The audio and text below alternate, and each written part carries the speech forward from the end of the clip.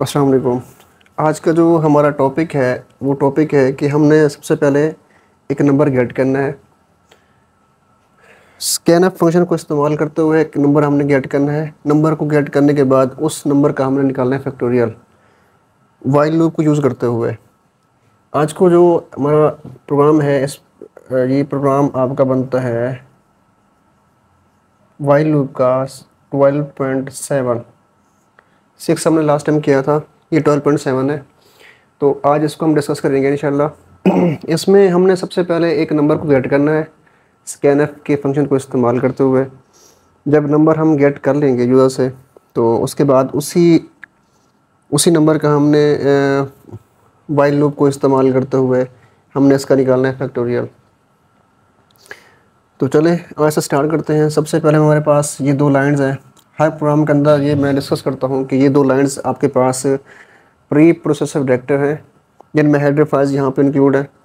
इसके पास main function है ये लाइन।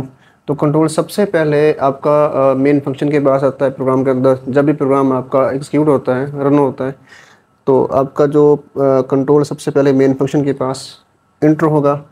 कंट्रोल यहाँ से जब मूव करेगा नेक्स्ट लाइन की तरफ तो आपके पास यहाँ पे तीन वेरिएबल यहाँ पे डिक्लेयर हो रहे हैं। एक वेरिएबल n है, एक वेरिएबल f है, एक वेरिएबल c है। तो इनकी टाइप है इंट। ये वेरिएबल हमने यहाँ पे डिक्लेयर किया। इस प्रोसेस को हम कहते हैं डिक्लेयर प्रोसेस। यानी कि इस लाइन में तीन वेरिएबल्स को हमने यहाँ पे डिक्लेयर किया हुआ है।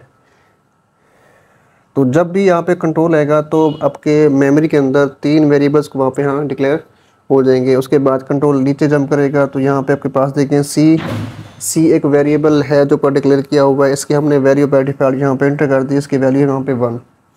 यानी कि हमने इसकी स्टार्टिंग वैल्यू उसको हमने ये दे दी है कि c इज़ इक्वल टू 1 ही है। यहाँ पे आपके पास f है, f को भी हमने एक वैल्यू पे यहाँ पे असाइन कर दी है 1। इस लाइन का मतलब है यानी कि वेरिएबल को इनिशियलाइज करवाना। सेम ये भी इसको हम कहते हैं इनिशियलाइज प्रोसेस। जब भी एक वेरिएबल को हम एक वैल्यू असाइन करते हैं तो उसको हम कहते हैं वेरिएबल को इनिशियलाइज करना। जब भी हम एक वेरिएबल को एक टाइप ऑफ डेटा यहाँ पे असाइन करते हैं तो उसका मतलब होता है वेरिएबल को डिक्लेयर करना। तो कंट्रोल जैसे यहाँ से नीचे मूव जंप करेगा, अब देखें यहाँ पे c इज इक्वल टू 1 है, f इज इक्वल टू यहाँ पे 1 है। तो कंट्रोल जब यहाँ जंप करेगा तो आपके पास यहाँ पे दो फंक्शन मिल रहे हैं। एक फंक्शन यहाँ पे printf है, एक फंक्शन आपके पास scanf है। जब भी हम किसी यूज़र से वैल्यू गेट करते हैं तो वैल्यू गेट करने के लिए हम scanf फंक्शन के साथ printf फंक्शन को लाजमी इस्तेमाल करते हैं, क्योंकि हम ये बताते हैं जब हम वैल्यू गेट कर रहे होते हैं कि आपकी कौन सी वैल्यू हमने गेट करनी है। तो printf फंक्शन के साथ जैसे ये printf फंक्शन रन होगा तो इसकी जो अंदर ये कमेंट्स लिखा हुआ है इंट्रा नंबर, तो आपके पास यहाँ पे इंट्रा नंबर यहाँ पे प्रिंट हो जाएगा। स्कैनर फंक्शन ऐसा फंक्शन है जिसके साथ हम वैल्यू क्या करेंगे, गेट करेंगे। तो जो वैल्यू हम कीबोर्ड से प्रेस करेंगे वो n की वैल्यू बन जाएगी। इसके अंदर हमने n की वैल्यू जो हमने गेट की है वो n की वैल्यू यहाँ पे 3 आ गई, देखिए। तो इस स्कैनर फंक्शन के साथ हमने वैल्यू गेट की वो n इज इक्वल टू 3, यानी कि n की वैल्यू इसमें क्या है, यहाँ पे 3 है।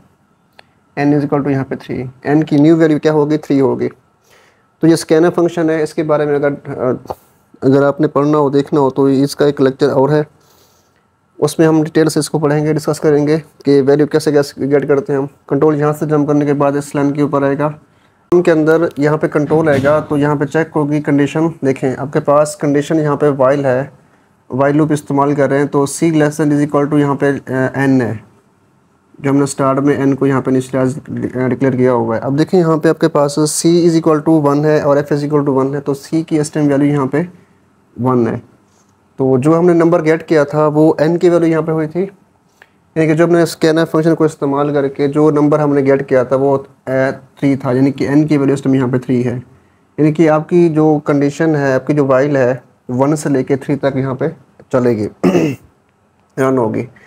अब कंट्रोल जहाँ पे नीचे आएगा तो वाइल लूप के पास जैसे यहाँ पे आएगा, देखिए c की वैल्यू इस टाइम 1 है। 1 यहाँ पे चेक होगा कि 1 क्या n की वैल्यू 3 से लेस देन है या इक्वल है।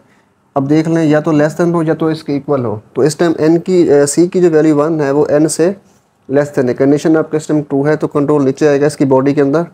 अब यहाँ पे हम कंट्रोल जब यहाँ मूव करेगा तो देखें एफ़ की स्टेम वैल्यू यहाँ पे 1 है, जो यहाँ पे हमने इसको डिक्लेयर इनिशियलाइज की हुई है, और सी की स्टेम की वैल्यू यहाँ पे 1 है। तो 1 × 1 इज इक्वल टू क्या होगा, 1 होगा। तो 1 ये मल्टीप्लाई यहाँ से होके ये वैल्यू मिलेगी किसको, एफ़ को, यानी कि इक्वल के इस तरफ। तो एफ़ की वैल्यू क्या होगी यहाँ पे 1, मैं यहाँ पे कर देता हूँ। एफ़ की स्टेम यहाँ पे वैल्यू क्या बन जाएगी 1। तो कंट्रोल यहाँ पे नीचे आएगा। यहाँ पे आपके पास देखें इंक्रीमेंट ऑपरेटर इस्तेमाल हो रहा है, C is equal to C plus 1, यानी कि सी की वैल्यू में 1 का क्या होगा, इंक्रीमेंट होगा। अब सी की वैल्यू पहले 1 थी, अब यहाँ पे क्या हो जाएगी 2 हो जाएगी। तो कंट्रोल जंप करके दोबारा कंडीशन के पास आएगा, इसकी वैल्यू यहाँ पे 1 थी तो इसकी वैल्यू यहाँ पे क्या हो जाएगी 2 हो जाएगी। तो दोबारा कंडीशन जहाँ पे चेक होगी, कंडीशन में क्या है दोबारा देखें कि सी की वैल्यू जो 2 है, 2 इससे लेस देन है या इससे इसके इक्वल है। अभी कंडीशन 2 हो रही है क्योंकि 3 से 2 लेस देन है अभी। तो कंडीशन 2 होगी तो कंट्रोल दोबारा इसकी बॉडी में आएगा। अब यहाँ देखें अब आपके पास एफ़ की वैल्यू यहाँ पे 1 है और सी की वैल्यू इस टाइम क्या हो गई, यहाँ पे 2 हो गई है।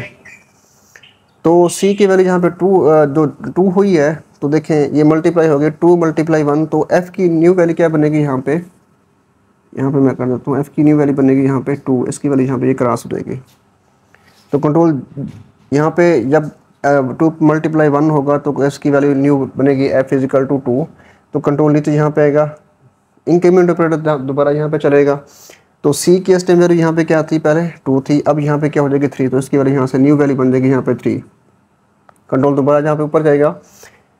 यहाँ पे सी की वैल्यू जो 3 है, 3 लेस देन या इक्वल 3 से। अब देखें कंडीशन यहाँ देखें, सी की वैल्यू जो है वो 3 से लेस देन नहीं है लेकिन इसके इक्वल है। तो कंडीशन अब भी यहाँ पे क्या हो रही है, 2 हो रही है, क्योंकि आपको पता है कि या तो इसके लेस देन हो या तो क्या है इसके इक्वल हो। तो कंडीशन अभी 2 है। कंट्रोल दोबारा इसकी बॉडी में जंप करेगा। अब यहाँ देखें, अब देखें कि एफ़ की वैल्यू यहाँ पे 2 हो गई है। जो लास्ट इटरेशन हुई थी ना उसमें एफ़ की वैल्यू 2 हो गई थी। अब सी की वैल्यू यहाँ पे इस टाइम क्या हो रही है, 3 हो रही है। तो 2 × क्या हो गया 3, 2 × 3 इज इक्वल टू 6। तो अब इसकी वैल्यू एफ़ की जो न्यू वैल्यू बनेगी वो बनेगी 6। वो एफ़ की न्यू वैल्यू बन जाएगी। कंट्रोल नीचे आएगा, C is equal to C plus 1 होगा। तो सी की वैल्यू में क्या होगा, 1 का इंक्रीमेंट होगा।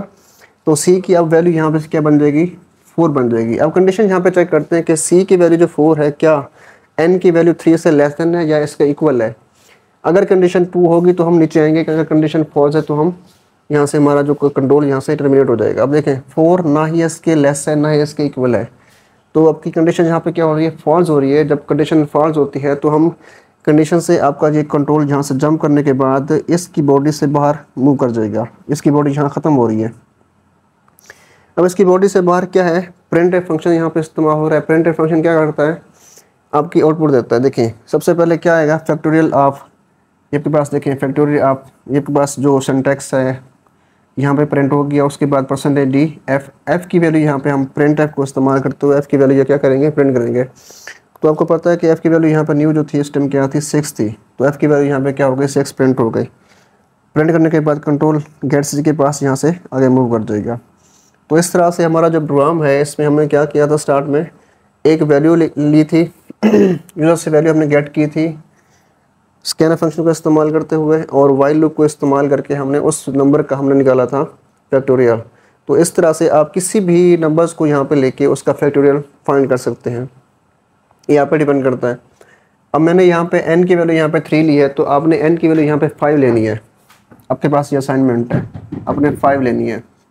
तो ये आज का प्रोग्राम था आपका। अगर आपको एक प्रोग्राम अच्छा लगा हो, आपको लेसन अच्छा लगा हो, तो आपने लाजमी मेरे चैनल को सब्सक्राइब करना है आपने। तो अपने कमेंट्स में आपने मुझे फीडबैक देना है कि आपको ये वाकई समझ आ गया या नहीं आया। जहाँ से आपको कोई मसला हो, प्रॉब्लम हो, तो आपने उसमें आप उसको डिस्कस कर सकते हैं, मुझे कमेंट्स कर सकते हैं।